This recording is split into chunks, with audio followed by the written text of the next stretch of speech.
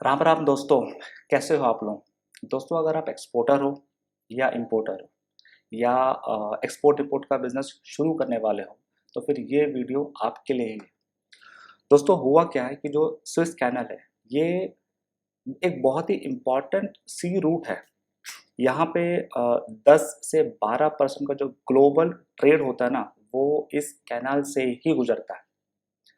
यहाँ पे जो 30% जो सी रूट का जो ट्रैफिक है ना, वो भी इस कैनाल से ही गुजरता है। करीब करीब 10% जितना भी ऑयल ट्रेड होता है वर्ल्ड में, वो भी इस कैनाल से ही गुजरता है। रोज करीब करीब 50 बड़े छोटे वेसल्स इस कैनाल से गुजरते हैं। रोज करीब 3 से 9 बिलियन गुड्स 9 बिलियन वर्थ जो गुड्स है वो इस कैनाल से गुजरता है। साल में अगर आप हिसाब लगा लो तो करीब करीब ये 1 ट्रिलियन डॉलर वर्थ जो गुड्स है वो इस कैनाल से गुजरता है। ये एक बहुत ही अपने आप में एक इम्पॉर्टेंट सी रूट है और इतना इम्पॉर्टेंट है कि आपको पता हो कि 2021 में जब ये इस कैनाल में एक बहुत ही बड़ा वेसल अटक गया था काफ़ी दिनों के लिए, तो अ, कितना कितना ओशन फ्रेट बढ़ गया था, कंटेनर की अवेलेबिलिटी नहीं हो रही थी और पूरे वर्ल्ड में एक ट्रेड में एक उतार चढ़ाव हमको देखने को मिला था। कई सारे कंपनीज को बहुत बिलियंस का नुकसान भी हुआ था। तो इतना इम्पोर्टेंट जो ट्रेड रूट है ये रेड सी पे है और रेड सी में यही एक इम्पॉर्टेंट स्पॉट है, ऐसा नहीं है। और एक इम्पॉर्टेंट स्पॉट है जिसको हम कहते हैं कि बाब अल मंदेब स्ट्रेट। ये जो है ये एंट्री पॉइंट होता है रेड सी के लिए और फिर ये जाता है स्विस कैनल की तरफ। और मैं आपको मैप में दिखाता हूँ कि ये है कहाँ पर। तो दोस्तों, ये जो बाब अल मंदेब स्ट्रेट है वो यहाँ पर आता है और ये जो है ये मैक्सिमम यमन इसको कंट्रोल करता है। दोस्तों, ये स्ट्रेट जो है इतना इम्पोर्टेंट है, इसको यमन कंट्रोल करता है। और मज़े की बात ये है कि यमन जो है वो हाउतीस करके जो एक आर्म ग्रुप है वो कंट्रोल करता है। तो मतलब पूरा यमन कंट्रोल करता है ऐसा नहीं है, मगर मैक्सिमम जो एरिया है यमन का वो हाउतीस आर्म ग्रुप कंट्रोल करता है। अब जैसे कि आप सबको पता है कि इज़राइल और हमास का वार शुरू हुआ और जैसे ही ये वार शुरू हुआ तो कई सारी कंट्रीज़ ने अपना अपना साइड्स लिया है। जैसे बहुत सारी कंट्रीज़ ने इज़राइल का सपोर्ट किया है, किसी ने इज़राइल के अगेंस्ट गया है, बहुत सारी कंट्रीज़ गाज़ा को सपोर्ट कर रही है, हमास को सपोर्ट कर रही है और इनको डायरेक्टली इनडायरेक्टली पैसा, आर्म्स वगैरह सब भी सप्लाई कर रहे हैं। तो बेसिकली ये जो हाउतीज़ हैं ये अ, गाज़ा और हमास को सपोर्ट करते हैं। तो इनका कहना है कि जितना भी वेसल, चाहे वो कहीं से भी ओरिजिन हो, अगर वो इज़राइल की तरफ जाएगा तो हम उसको जाने नहीं देंगे। हम उसको अटैक करेंगे, सीज़ करेंगे और इज़राइल तक तो हम जाने नहीं देंगे। ऐसा उनका एक स्टैंड है। और जब से ये वार शुरू हुआ है तो इन्होंने कई सारा अटैक जो कार्गो वेसल है, ये इसको अटैक किया है, सीज़ किया है। इसके बारे में लिस्ट मैं आपको आगे बताऊँगा। तो ये जो इंसिडेंस हुआ है हाउथीज़ के द्वारा वेसल पे अटैक करना, इसके चलते जो दुनिया की जो सबसे बड़ी शिपिंग कंपनीज़ हैं ये जैसे मस्क है। मस्क ने कल आज 16 दिसंबर 2023 है और मैं रिकॉर्ड कर रहा हूँ। कल 15 दिसंबर को उन्होंने अनाउंस किया था कि वो अब से अ, उनके सारे वेसल्स जो हैं इस रूट से सेल नहीं करवाएँगे। वो अब जाएगा साउथ अफ्रीका, केप टाउन से होते हुए यूरोप को जाएगा। और एक जर्मन की बहुत बड़ी कंपनी है हैपैक करके, इसको भी आपने इसका नाम सुना होगा। तो ये कंपनी ने भी 18 दिसंबर मंडे तक जितने भी वेसल सेलिंग है उसको पॉज़ किया हुआ है और मंडे के बाद वो डिसाइड करेंगे कि क्या करना है। मेरे को लगता नहीं कि वो अपने वेसल्स को इस रूट से जाने देंगे। हो सकता है कि वो भी फिर साउथ अफ्रीका से होते हुए जाएं। मगर इसमें होगा क्या कि ये जो यूरोप और एशिया के लिए ना, ये वाला जो रूट है रेड सी स्विस कैनल वाला, सबसे शॉर्टेस्ट रूट है। जितनी भी शिपिंग कंपनी है, अगर ये साउथ अफ्रीका से होते हुए अगर यूरोप वगैरह जाएगी, तो इससे होगा क्या कि ओशन फ्रेट जो है ना दोस्त, ये बहुत बढ़ जाएगा। इससे जो भी जो प्रोडक्ट्स हैं इसके प्राइस भी बढ़ जाएंगे, इन्फ्लेशन बढ़ जाएगा। इन्फ्लेशन बढ़ेगा तो जो आम पब्लिक है, आप और मैं, हम सबको बहुत ज़्यादा परेशानी होगी। भारत में ही परेशानी होगी ऐसा नहीं है, जितने भी एशियन कंट्रीज हैं या यूरोपियन कंट्रीज हैं या जितनी भी कंट्रीज हैं जो इस ट्रेड रूट से अपने गुड्स को इंपोर्ट एक्सपोर्ट करती है, वो सभी कंट्रीज के जो आम नागरिक है ना, उनको ये असर होने वाला है। इन्फ्लेशन बढ़ेगा और महंगाई बढ़ेगी और आम पब्लिक इससे परेशान होगी। आपको मैं एक एग्जांपल बताता हूँ कि 2021 में जब ये ब्लॉकेज हुआ था सुएज कैनल में, तब मेरा एक कंटेनर था 40 फीट का जो टूटिकोरिन से एडमॉन्टन जाने का था। हालांकि उस समय जो यूजुअल प्राइस होता है वो 3 से 3,500 यूएसडी का होता है 40 फीट का, मगर मुझे 7,500 का कोट मिला। मैंने ओके करवाया क्लाइंट से, उसके बाद भी मुझे बुकिंग नहीं मिला, कंटेनर अवेलेबिलिटी नहीं थी। फिर 7,500 का वो 10, 10:30, 11, 11:30, 13:30 तक भी चला गया, मगर मुझे बुकिंग मिल ही नहीं रही थी। रेट भी बहुत तेज़ी से बढ़ रहा था। फाइनली 1-2 महीने के बाद मुझे जेएनपीटी मुंबई से बुकिंग मिला और वो था 15 या 15,500 यूएसडी का बुकिंग था। तो आप इमेजिन करो कि जो 7,500 में मुझे बुकिंग मिलने का था, वो 15,500 यूएसडी में मुझे बुकिंग मिला, वो भी 1 डेढ़ महीने के बाद। कितना ज़्यादा डिफरेंस है ये। और इस डिफरेंस से होगा क्या कि जो फूड प्रोडक्ट्स हैं और या जो बेसिक प्रोडक्ट्स हैं, इस पे रेट बहुत ज़्यादा बढ़ जाएगा और सभी पब्लिक को परेशानी होगी। फिलहाल मैं इस वीडियो में आपको मेरा पर्पस ये है कि आपको मैं अलर्ट करूं और कुछ सॉल्यूशंस जो मुझे लगता है कि आपके साथ शेयर करना चाहिए वो शेयर करूं, ताकि आप प्रिवेंटिव मेजर्स समय रहते ले लें। खैर वो सॉल्यूशंस मैं आपको बाद में बताऊंगा। अभी मैं थोड़ा-सा आपको बताता हूँ कि कहाँ-कहाँ कब कैसे अटैक हुआ है करके जल्दी से। 19 नवंबर से जो कल तक, मतलब 15 दिसंबर तक का डेटा मेरे पास है। इसके पहले भी अटैक हुआ है हौथीज़ से, वो आप नेट पे चेक कर लेना। बाकी 19 दिसंबर से मैं आपके साथ शेयर करता हूँ। 19 दिसंबर को कार्गो शिप एक गैलेक्सी लीडर के नाम से, जो निप्पॉन यूसेन कंपनी है वो ऑपरेट करती है, ये हाउथीज़ ने अटैक किया और कब्जे में लिया। मेरे ख्याल से अभी भी उनके कंट्रोल में ही है।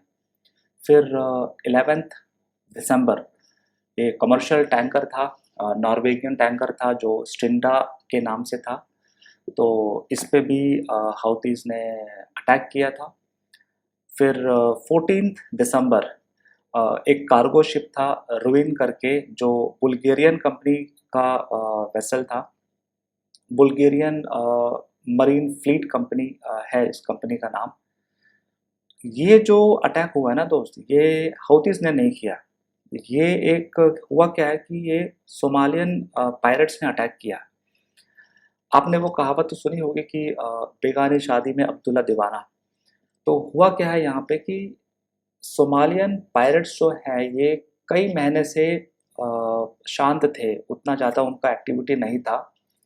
मगर अब इन्होंने देखा कि रीजन में थोड़ा-सा गरमा-गर्मी हो रही है, हाउथीज़ लोग अटैक भी कर रहे हैं।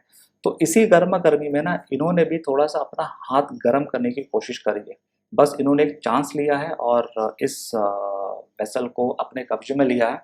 14 दिसंबर को इन्होंने सीज़ किया है और इसको सोमालियन पोर्ट की तरफ डाइवर्ट किया हुआ है।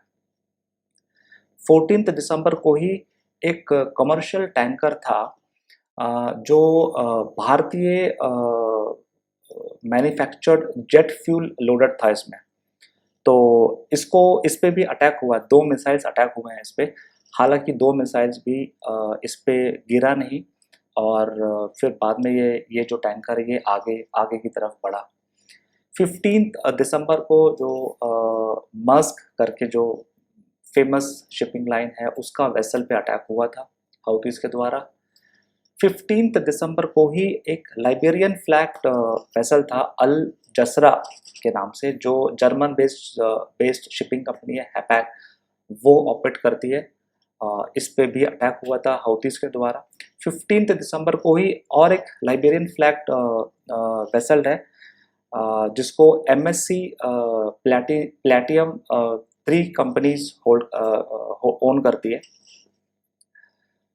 और एक अटैक 15 दिसंबर को ही हुआ था MSC अलानिया करके, ये भी हाउथीज के द्वारा ही अटैक हुआ है।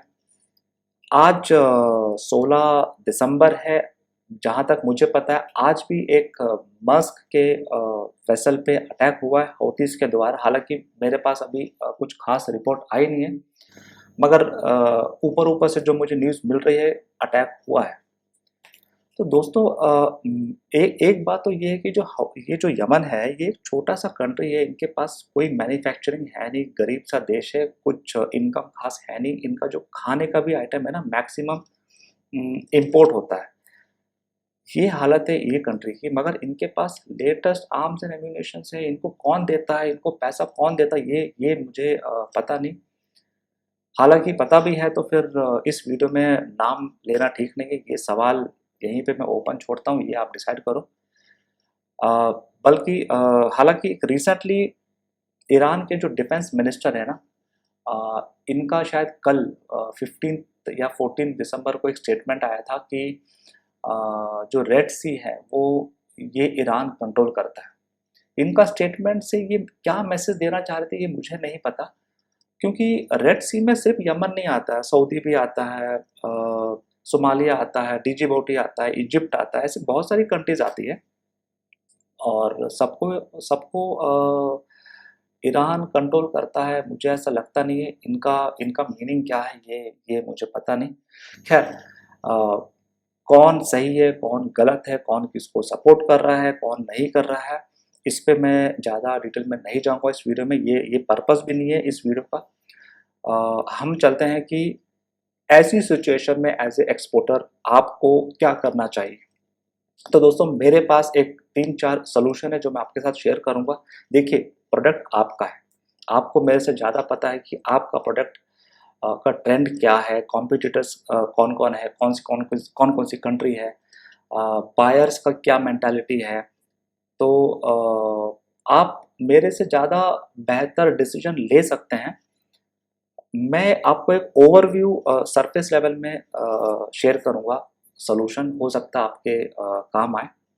तो मेरे लिए मेरे हिसाब से जो पहला सजेशन है वो ये है कि जितना भी आपका शिपमेंट अगर यूरोप के साइड जा रहा है और स्विस कैनल के थ्रू जा रहा है, तो मेरा आपसे रिक्वेस्ट रहेगा कि आप उसको मरीन इंश्योरेंस ज़रूर लें।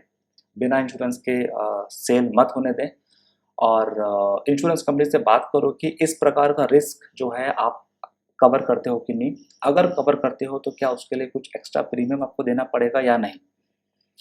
दूसरा दोस्तों, अगर आपकी जो टारगेट कंट्रीज है इस पे अगर आपका फिक्स्ड कंफर्म ऑर्डर है नेक्स्ट 4, 5, 6 मंथ के लिए, तो मुझे ऐसा लगता है कि आपको उस पर्टिकुलर ड्यूरेशन के हिसाब से उतना स्टॉक, अगर आप टारगेट कंट्री पे स्टॉक करते हैं, उतना मटेरियल टारगेट कंट्री पे अगर स्टॉक करते हैं वेयर हाउस में, तो क्या ये वायबल होगा आपके लिए। ये दूसरा सोल्यूशन हो सकता है, आप देख लेना।